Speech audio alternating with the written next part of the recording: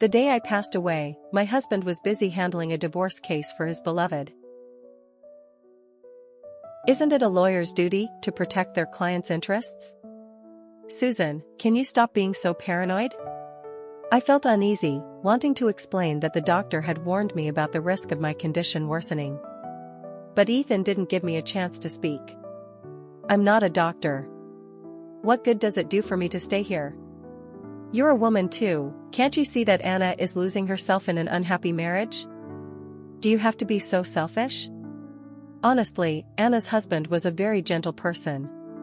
But after Ethan and Anna had experienced their passionate love, the mundane life of daily chores became dull. Gentleness turned into blandness. Anna's husband and I were like tasteless chicken ribs to them, neither satisfying nor worth discarding. I won't delay your work, but Ethan, can't the court date be rescheduled? You were able to request a postponement to attend Anna's wedding, and my illness, however, he didn't listen to the end of my sentence and picked up his clothes to leave. With a loud bang, he slammed the door shut. He was angry. Since my illness, I had developed a nervous condition and couldn't handle loud noises. But he didn't care about that in his fit of anger. For years, he had promised to change, but he never did. Just moments ago, he had criticized Anna's husband for not remembering his wife's springtime allergies, declaring him an unfit husband. He had spent half an hour telling me how attentive and gentle he would be if he were married to Anna. Yet he didn't notice my pale fingers gripping the bedsheet in pain, my nervous condition, or the worsening reports of my illness. If my condition worsens and I pass away, so be it, I thought bitterly. Maybe death would be a relief. After all, my husband was already imagining a life as someone else's husband. My words turned prophetic. The next morning, I was rushed into the emergency room. Where are your family members? Any immediate relatives? The doctors and nurses were frantic, but my consciousness was already fading, and I couldn't answer them. I had married far from home, and my parents were thousands of miles away. Ethan had left in a hurry, and there was no one to stay with me in the hospital. They tried calling the number Ethan had left, but only got the message, "The number you have dialed is turned off. Please try again later." Soon, I lost consciousness, and my soul left my body. I seemed to be in another dimension, where different times and spaces overlapped. Because I saw Ethan at a court hearing in another city. He was fervently arguing, my client's husband has never fulfilled his duties, frequently subjecting her to emotional neglect, refusing to communicate, and often being completely unreachable. Anna's husband looked stunned and sarcastically replied, "I've done everything I could. I have a clear conscience. Of course, I can't buy my wife as many expensive Hermes bags as the now successful lawyer Ethan can." So, Ethan had been buying all those Hermes clothes and shoes for Anna, not me. He had lied, saying he didn't understand luxury goods and thought those bags were unattractive. He had specifically chosen nice clothes and shoes for me. Ethan's expression changed slightly. "Don't use your filthy thoughts to judge our friendship. If you truly loved Anna, why couldn't you be available 24/7? Why couldn't you always answer her calls? I can do it, why can't you?" After hearing this, everyone present looked uncomfortable. Plaintiff's lawyer, maintain your professionalism. This is a courtroom, not a place for unrelated matters, the judge admonished, banging the gavel. I turned back to the hospital, where my body lay on the operating table. Not a single family member was outside the door. The female doctor was still trying to reach Ethan. How irresponsible. Doesn't he know that a terminal cancer patient can't be left alone? I'll go find the chief to sign off, and we'll start the surgery immediately. Meanwhile, Ethan was busy defending his beloved in a divorce case. His phone was off, unreachable. So, in Ethan's eyes, not answering the phone was considered emotional neglect. And he could always answer Anna's calls 24/7. Previously, he would always yell at me for checking in on him during court sessions or meetings, accusing me of being paranoid and interrupting his work. Then he would hang up without hesitation. I wanted to cry, but I was just a soul. A soul unsure if it could return to its body. I didn't even have the right to shed tears.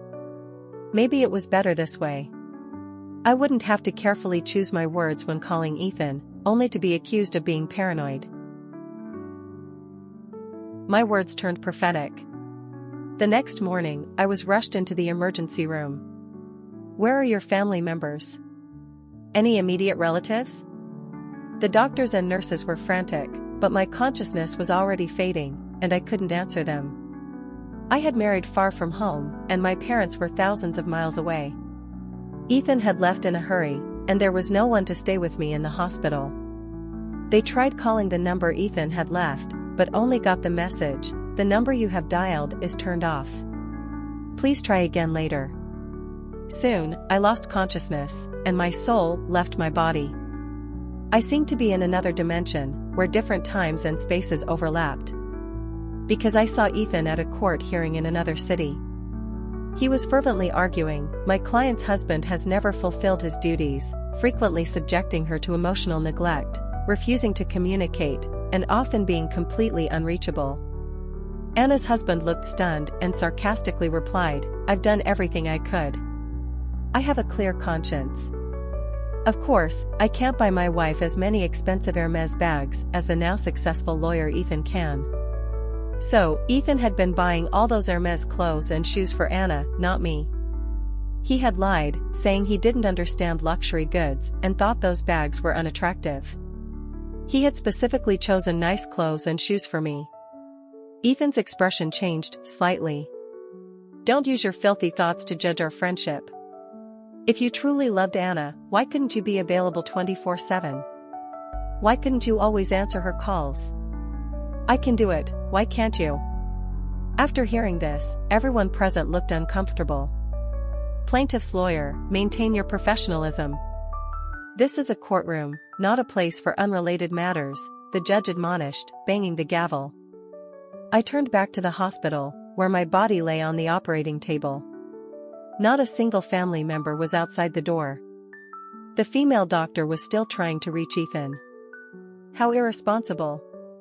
Doesn't he know that a terminal cancer patient can't be left alone? I'll go find the chief to sign off, and we'll start the surgery immediately. Meanwhile, Ethan was busy defending his beloved in a divorce case.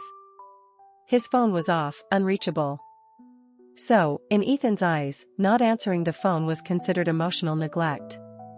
And he could always answer Anna's calls 24/7. Previously, he would always yell at me for checking in on him during court sessions or meetings, accusing me of being paranoid and interrupting his work. Then he would hang up without hesitation. I wanted to cry, but I was just a soul. A soul unsure if it could return to its body. I didn't even have the right to shed tears.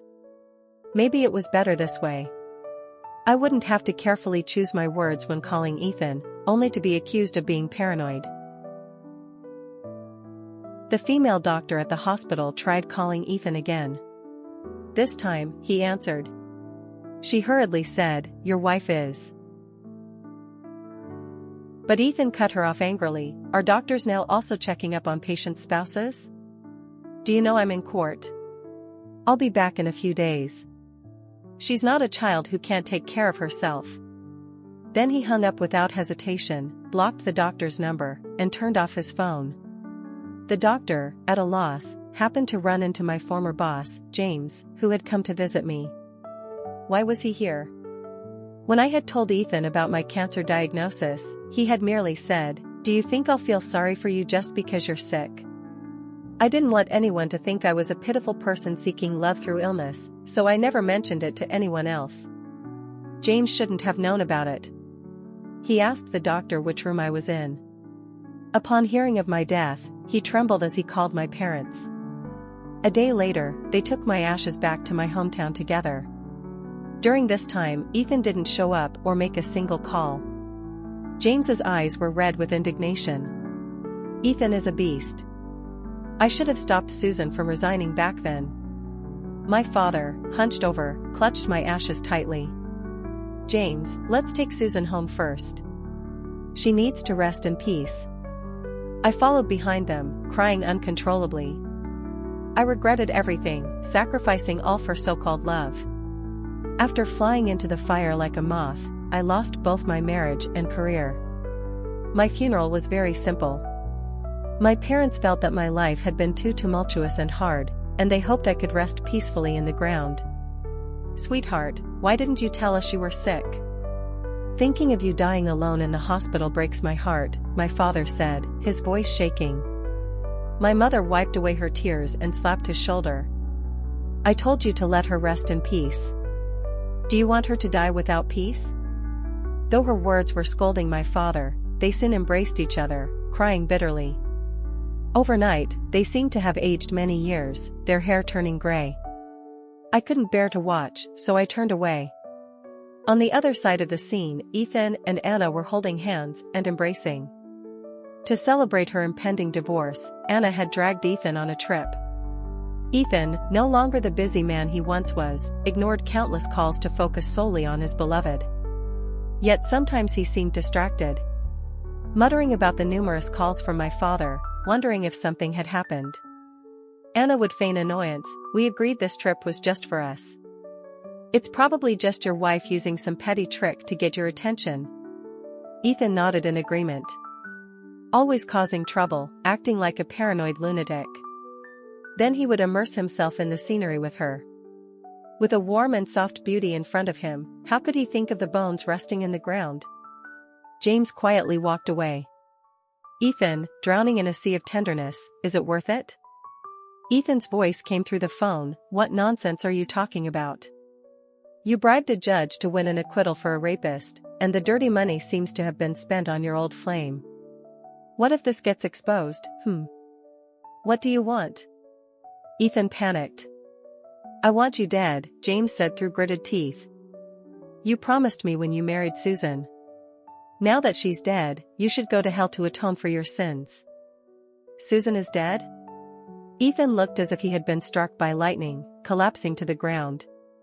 As if he had suffered a great shock. "I was just jealous of your past relationship, wanting her to depend on me and not attract other men." "You're lying to me, right?" "I just wanted to use Anna to provoke her, to make her try harder to please me. I didn't want her to die." "You must be lying." Watching this scene, my head throbbed with pain. Wasn't James my former boss at the prestigious law firm? Did we have a past relationship? Why can't I remember anything? James gripped his phone tightly, his voice dark. "I won't let you get away with this."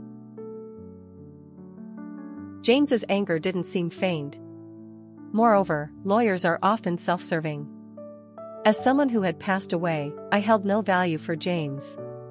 His indignation on my behalf suggested there might have been something between us. I carefully observed his actions and expressions.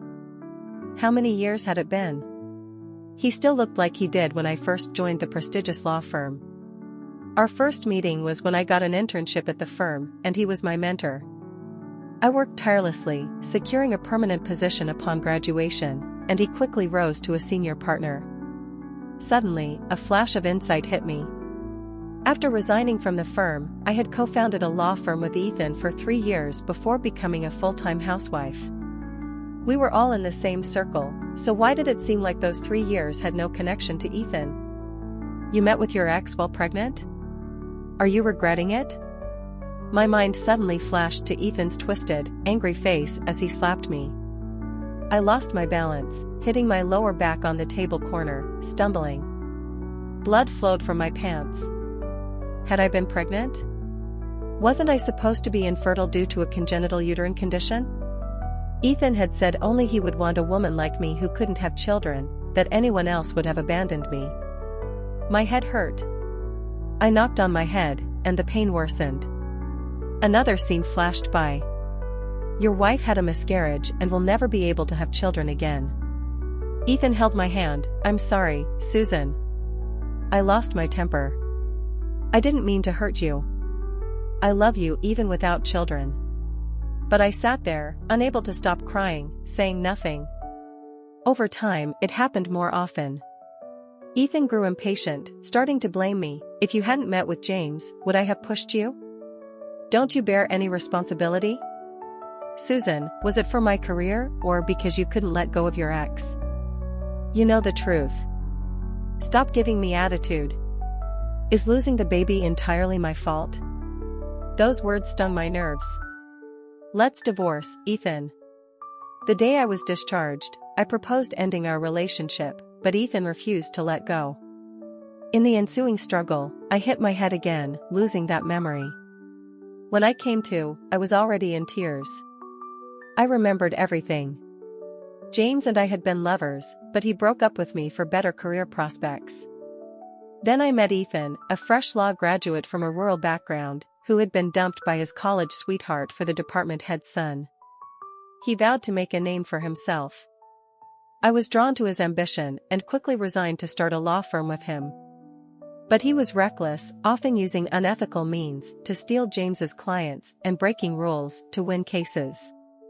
James planned to report him to the Bar Association. So, I went to James, pregnant, to plead for mercy, but Ethan found out and, in a jealous rage, caused a scene at the cafe, leading to my miscarriage. Later, the trauma made me lose that memory. Ethan, fearing I would remember and divorce him, persuaded me to stay home and recover, gradually turning me into a dependent housewife. A surge of hatred filled me. He resented my successful ex-boyfriend because he had met me when he had nothing. Distrustful and extreme in his actions. Using love as an excuse to commit vile acts. If I had remembered even a bit, I would have fought him to the end. But I died, and he lived. Why? I saw Ethan frantically calling my father. His body curled up, his hands shaking so much he could barely hold the phone. Dad? Is Susan dead? You're lying to me, right? I'm not your dad, and Susan has nothing to do with you anymore. Then my father hung up without hesitation. No matter how much Ethan called, he didn't waver. I saw Ethan alternately crying and laughing. Anna approached, gently embracing him. Ethan, you still have me. I'll never leave you again. But Ethan pushed her away, glaring at her with hatred. It's all your fault. Go away. I don't want to see you. Anna, looking pitiful, forced a sad smile. We're just friends. Susan was just too petty to accept that. And it was her ex who told you about her death. Who knows if they planned this together? Ethan, like a drowning man clutching at straws, said, You're right. Susan must have remembered everything and teamed up with James to set me up. I need to see her, dead or alive. Anna softly agreed, gently embracing him again. Ethan buried his head in her chest.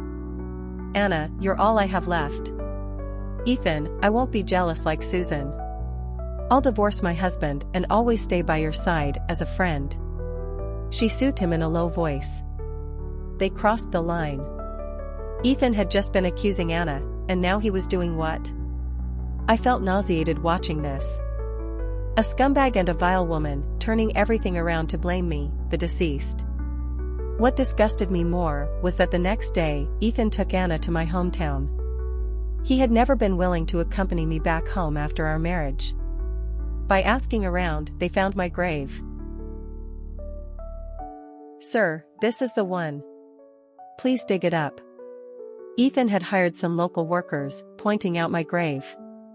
The men were shocked. We can't do this. It's against our conscience. This is Susan's grave. You can't seek revenge like this. Ethan grew angry. I'm her husband. Just dig it up. Young man, Susan's husband never came here, and now you're here with your wife. They pointed to Anna behind Ethan. Ethan's face turned livid, and he shouted, Stop talking nonsense. I'll pay you more. The next moment, my father hit him on the head with a stick. Someone said you were asking about Susan's grave. She's dead, and you still won't let her rest. Are you even human? Anna dodged while threatening, This is intentional harm. I'm Susan's husband. I have the right to handle her affairs. I need to see her body. Spit. You dare bring this woman here, I'll beat you to death and go to jail. The stick fell more fiercely on Anna. Ethan quickly shielded her, snatching the stick and kicking my father to the ground. Such a touching scene. Right in front of my grave. I wanted to help my father up, to tell him it wasn't worth it.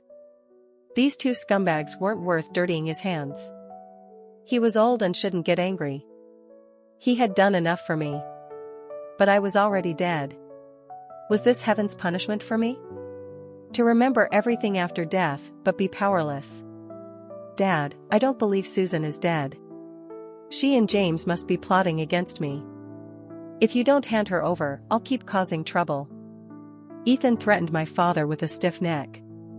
Isn't it said that people become vengeful spirits after death? Let me become a vengeful spirit. To bite his neck off and drag him into endless hell. Ethan, you're a fool.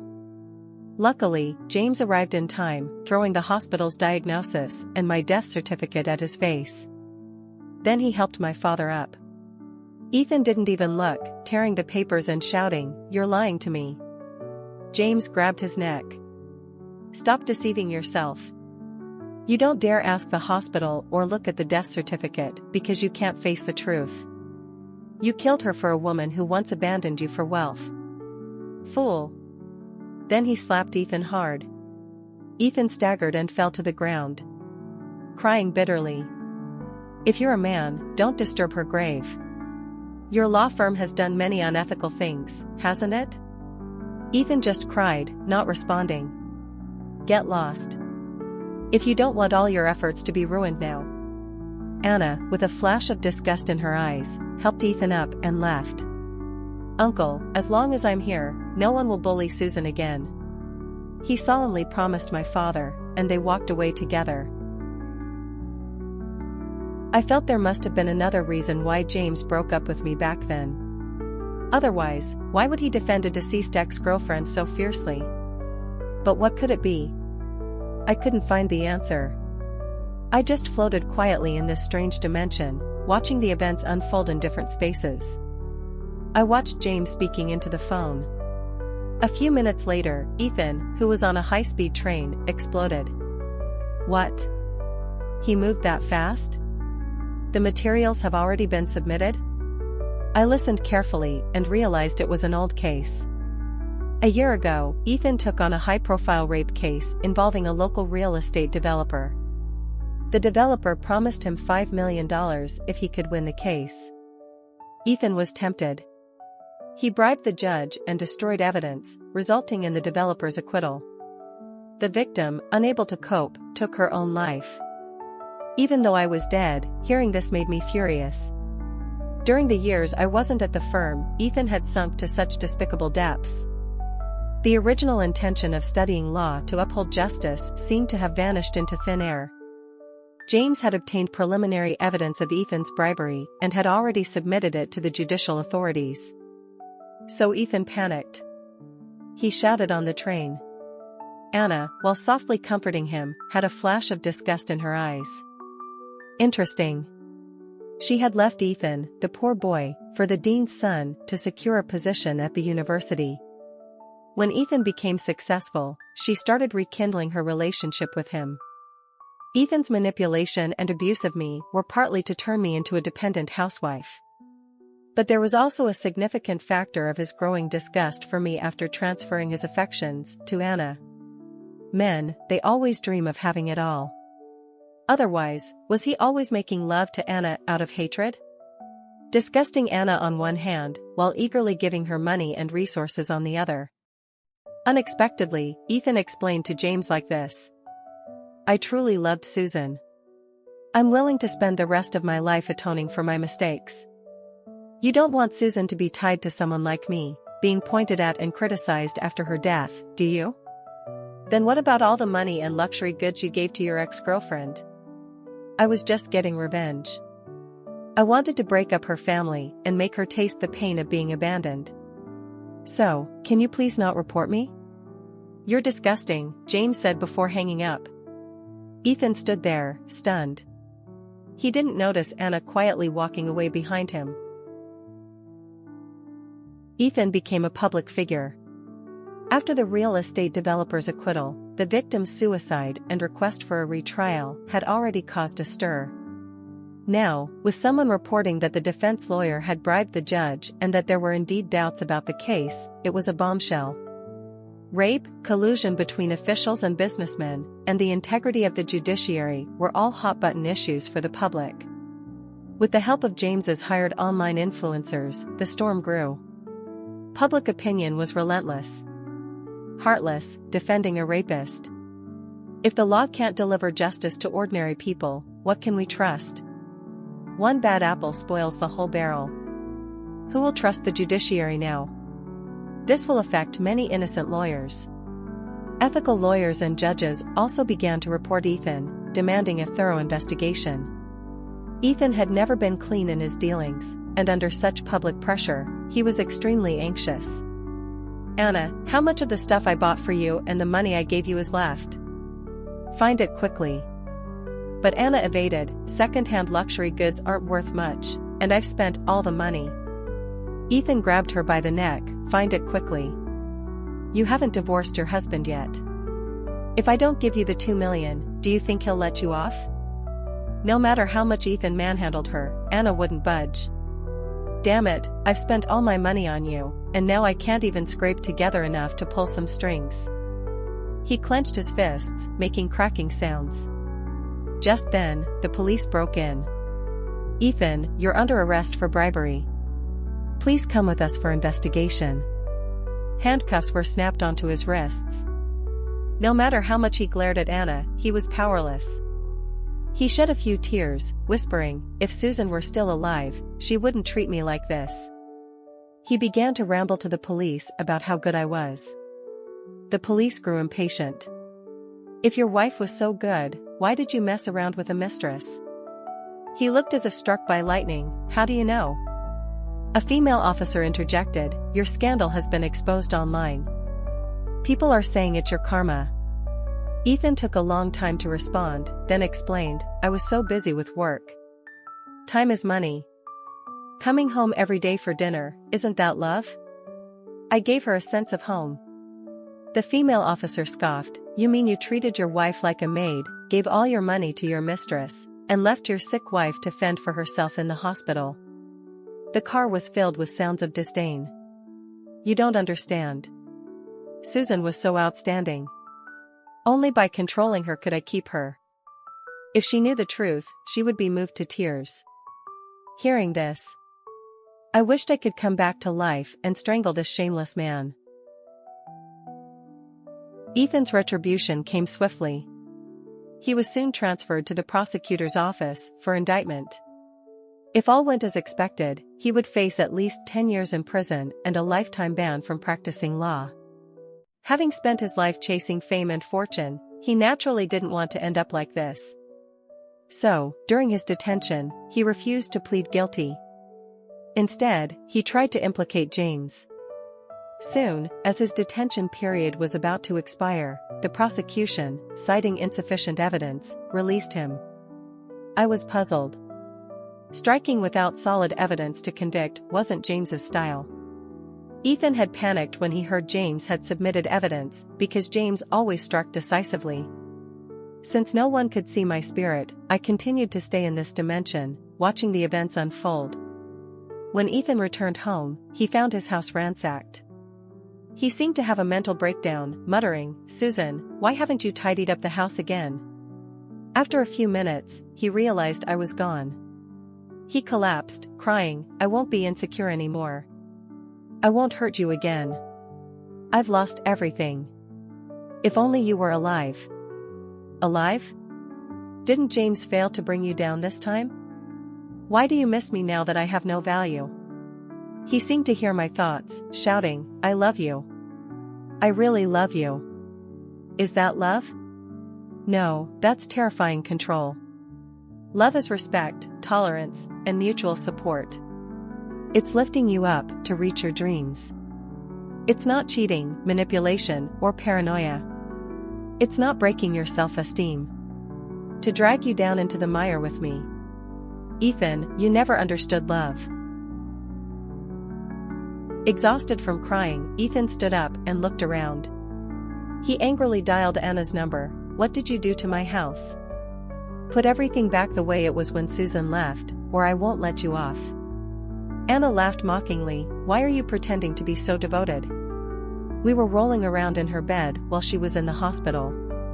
Ethan's face contorted with rage, veins bulging. Shut up. Anna was unfazed. Do you think you're still a big shot lawyer? Your reputation is already ruined. I took everything valuable from your house as compensation. Ignoring Ethan's impotent fury, she dropped another bombshell. My husband and I are actually doing quite well. We were planning to squeeze another $2 million out of you and then be done with it. But when you asked me for money in your time of need, I sold all your watches and paintings. We're even now. She hung up, humming a tune. So, Anna and her husband had set a huge trap for Ethan together. I glanced at Anna in her space. She was complaining to her husband, what an idiot. He talks about revenge while giving me money. You don't mind, do you? Her husband laughed, hugging her. Since Dad retired from the university, we've both been unemployed. How could I mind you supporting us? They laughed and played together. Meanwhile, Ethan was gnashing his teeth in hatred. But he was helpless. Susan, I was wrong. You're the only one who was ever good to me. He seemed to have developed a condition where he fantasized about how good I would be to him whenever he faced setbacks. Unfortunately, if I could come back to life, the first thing I would do is divorce him. Then, personally send him to prison.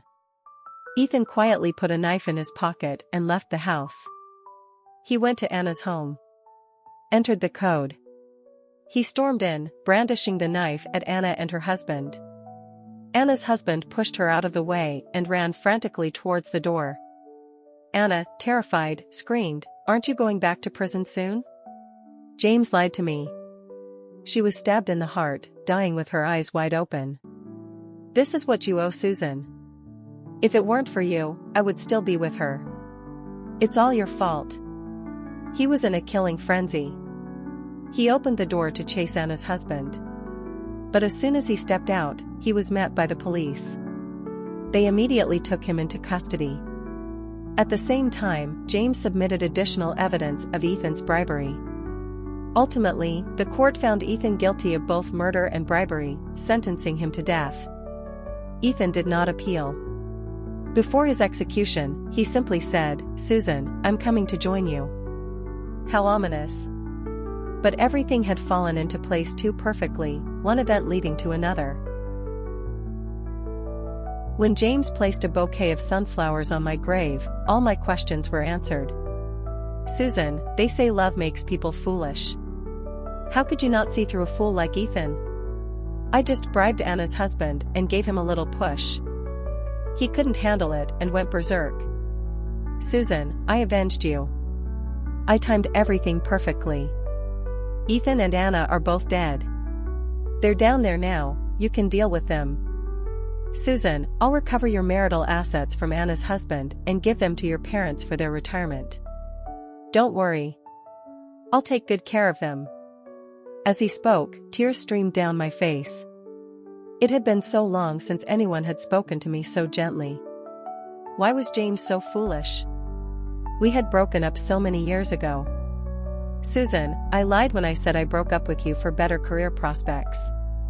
I was misdiagnosed with a terminal illness and thought I didn't have long to live. I didn't want to burden you. By the time I found out it was a mistake, you were already planning your wedding. You looked so happy, so I could only threaten that fool Ethan to treat you better and secretly pray for your happiness. So that was the truth. A misunderstanding had cost us a lifetime." I cried like a river. If we had made it to marriage, perhaps the red mole would have turned into a mosquito bite, and the white moonlight into a grain of rice. But at this moment, I believed in true love. Even if true love is fleeting. The next second, I found myself in a new place. A figure seated above looked at me. "Susan, you've completed your trials in this life. In your next life, you will have a fulfilling relationship." I was surprised to see Ethan kneeling beside me. "I will treat her well in the next life," he said, his tone humble and sincere. I recoiled, slapping him across the face. Spit, I never want to see you again. The figure above chuckled, don't worry, he will be punished in the deepest hell for all the unjust cases he handled. Susan, you can wait here until James passes away, and then you can reincarnate together. Joy filled my heart. Watching Ethan weep bitterly, I slowly said to him, in life or death, we shall never meet again.